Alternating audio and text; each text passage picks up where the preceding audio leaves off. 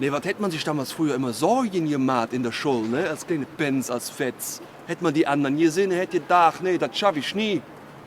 Ist ja Lichtjahre entfernt, do. Die haben ihre Peak damals schon gehabt. Dann siehst du dieselben Lück hoch und denkst dir, doch, habe ich doch geschafft. Und zwar easy. Ob easy, ne? Wir begleiten den 43-jährigen Frührentner Marvin in seinem Alltag in Köln-Chorweiler. Hey, grüß dich, Dünn. Hey, ich habe ein Interview, ich kann grad nicht. Hey, was ist das, ne? Wenn du nur Wurm bist, oder wie heißt das, hey? Ein Raub, ne? Da sieht ein Mod aus wie ein Schmetterling. Hey, aber ist ja kein Schmetterling, ist nur ein Mod. Hey, aber das weißt du halt damals nicht. Das ist Perspektive, ist das, ne? Das Chorweiler Urgestein ist hier aufgewachsen und hat den Stadtteil bisher selten verlassen. Ich warte bis heute noch auf meine Peak, muss ich sagen. Peak Performance ist bei mir natürlich traditionell das Schlafzimmer. Aber bleibt immer uns, ne?